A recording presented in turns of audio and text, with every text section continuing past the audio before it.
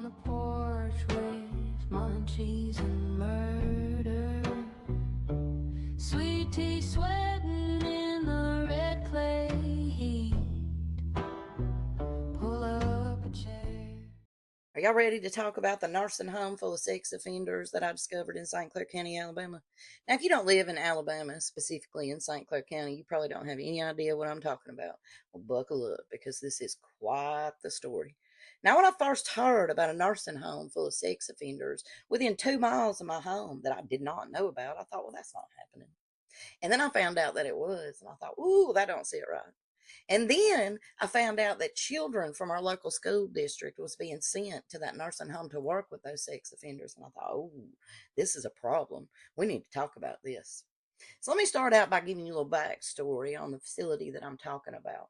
Now, I'm talking about Healthcare Inc., and that's located right off Highway 231. And it says Asheville, Alabama, but it's actually right outside the city limits. Now, Healthcare Inc. is not a new facility. It's been around since at least the early 90s when I was a child, when my great grandfather spent some time there. And Healthcare Inc. hasn't had a bunch of different owners during that time. In fact, Healthcare Inc. has had the same owner since the early 90s. Now, her name is Pam Penland. Pam sits on the board of the Alabama Nursing Home Association for Region 4, and she's the chair of the Best Practices Program. Now, Healthcare Inc. is not just a nursing home.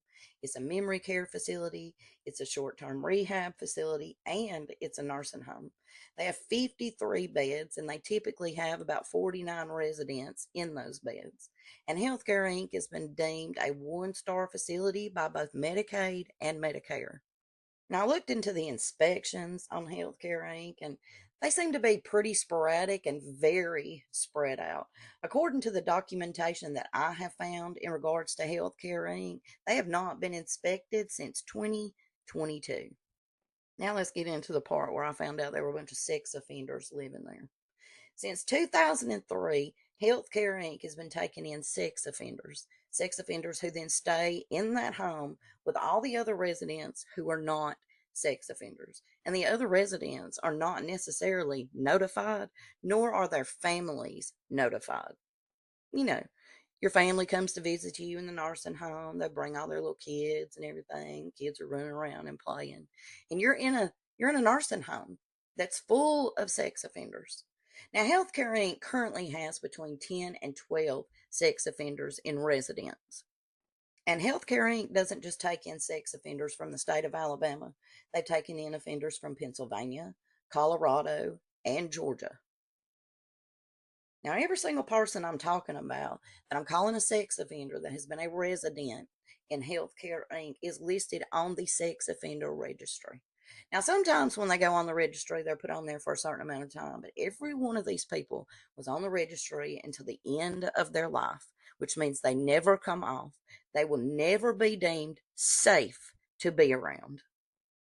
Now, the different residents that will be staying at Healthcare Inc. are short-term rehabilitation people. Say you have a surgery on a hip or on your back and you need a little rehabilitation, you go to a place like Healthcare Inc. And Healthcare Inc. is, again, also a memory care facility. So we're talking about things like dementia and Alzheimer's. Now, the claim is that these sex offenders are completely incapacitated and they couldn't possibly harm anyone. But that's not the information that I have received. Some of these sex offenders are roaming freely. Now, when I started talking about this in the public, that there was a nursing home full of sex offenders right outside of Asheville, Alabama, and within 2 miles of my own home, I was told that they couldn't tell people because that information would violate HIPAA. Sex offender status does not fall under HIPAA. Sex offender is not a protected class, and sex offender status is a public thing. Anybody can look up the sex offender registry. I'm gonna be honest. I thought it was pretty bad when I found out there was a nursing home full of sex offenders right outside of Asheville, and that little kids were going to visit people, and nobody was saying anything. But after I posted videos, there were comments from students from St. Clair County schools saying that they had worked in the nursing home in Healthcare Inc. with the sex offenders. And then there were additional comments from other parents of Beta Club kids from Asheville Middle School, right here in Asheville, Alabama, who said that their students, some ages 10, some ages 11, some ages 12, had gone to Healthcare Inc. to volunteer their time on recommendation of St. Clair County Schools. And then more comments started to roll in from parents over the years who had students from St. Clair County Schools that were encouraged to write letters to Healthcare Inc. to residents, to send photos of themselves to Healthcare Inc. to residents. Now, the older students, the teenage students, were coming from ECTC. Now, that's Eden Career Tech. That's a trade school in St. Clair County, Alabama, where students that are in high school can go and learn a trade. Now, there were students in some nursing programs that were going to Healthcare Inc. and working directly with the sex offenders. And again, these were not adults. These were high school students in a trade school program that were being sent to a local nursing home, and they were working directly with sex offenders. Now, let's take a moment here to talk about some of the offenses that the current sex offenders that are in residence at Healthcare Inc. have committed. First-degree sexual assault of a 6-year-old female child. First-degree sexual assault of a 10-year-old child. Sexual assault on a child by a person in a position of trust. Sodomy in the first degree. Attempted sexual assault of a 3-year-old female. First degree sexual assault. Improper touching of a child. Second degree rape of a 13-year-old female. Cannot live with children. Child molestation. First degree rape. Second degree rape. Now, after hearing the crimes of the sex offenders that are currently in residence at Healthcare Inc., that is located right outside the Asheville city limits, and then finding out that students from St. Clair County schools were being sent into that facility, and St. Clair County students being sent into that nursing home to work with those sex offenders was not a new thing. You see, the first sex offender actually took up residence in Healthcare Inc. in 2003. It was a sex offender from Winston County, Alabama. Children have been sent to Healthcare Inc. for decades to volunteer their time. Children have been invited to trick or treat. Children have been invited to come around Christmas time. Children have been asked to write letters and send photos of themselves. Students from our trade school, ECTC, have been sent into Healthcare Inc. and have interacted with these sex offenders for decades. Now, of course, I wanted to know exactly who knew about this. Who decided that it was a good idea to voluntarily send children into a facility where sex offenders, predominantly sex offenders with offenses against children, are living? So, of course, first I reached out to the St. Clair County Board of Education. I did not receive a response. Now, do I think the St. Clair County Board of Education knows that sex offenders are living in Healthcare Inc.? I honestly don't know at this point. I want to believe that the St. Clair County Board of Education did not know that those sex offenders are in Healthcare Inc. and that students from St. Clair County schools were being sent there and encouraged to interact with those sex offenders. But due diligence is something that a Board of Education should be doing. And you can look up any address and find out if a sex offender lives there.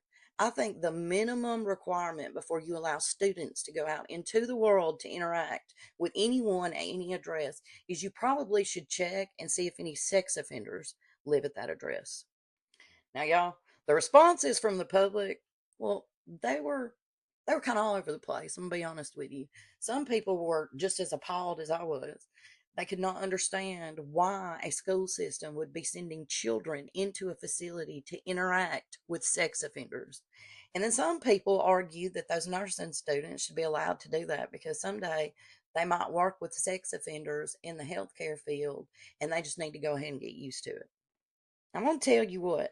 I asked one of the people running that nursing program over at ECTC if they knew sex offenders were being housed in Healthcare Inc. and that their nursing students were going over there and working with them. And I was told they didn't know. But I was told by the students who were going into Healthcare Inc. that they knew about the sex offenders. And those students turned around and told their parents about the sex offenders. And at some point, someone told both those parents and the students of the nursing programs for ECTC that working with those sex offenders was perfectly safe, that they had nothing to worry about. So much so that one of the students actually left a comment that said, the sex offenders in Healthcare Inc. are not the people that you have to worry about. But according to the people running this program at ACTC, they didn't know anything about the sex offenders. Now, the Beta Club students did not know about the sex offenders. The parents of the Beta Club students did not know about the sex offenders. The students in elementary schools in Asheville, Alabama, that were writing letters to that nursing home, that were sending photos of themselves to that nursing home, they did not know about the sex offenders. The parents of those children did not know about the sex offenders. Now, I haven't gotten any definitive answers from anybody about exactly who knew how this happened. Now, I have been told that no more St. Clair County students are being sent to work over there in Healthcare Inc., where all them sex offenders are being held. And that's great. That's wonderful. But we need to know exactly how this happened. How did something like this wind up happening, not just a few times, but for decades? Did people know that the sex offenders were there and just decide that they weren't a threat and continue to send students? Did Healthcare Inc. cover up the fact that they had sex offenders in residence? Or is this some horrible situation where things just fell through the cracks over and over and over again for decades while this went on? And nobody in the school system in St. Clair County, Alabama knew that sex offenders were being housed in Healthcare Inc. and that students from multiple St. Clair County schools were being sent into that facility.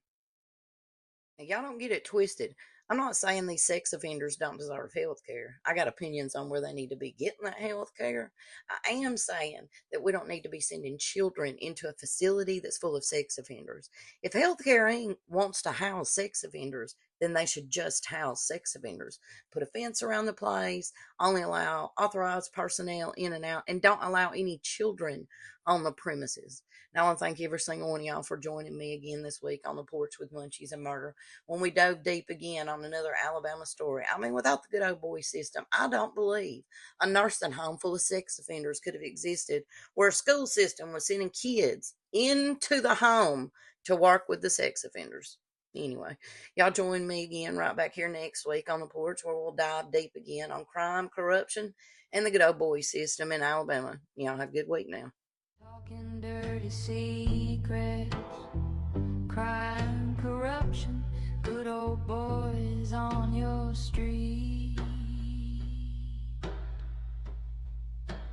This is on the porch with Munchies and Murder, where the stories ain't sugar in your tea.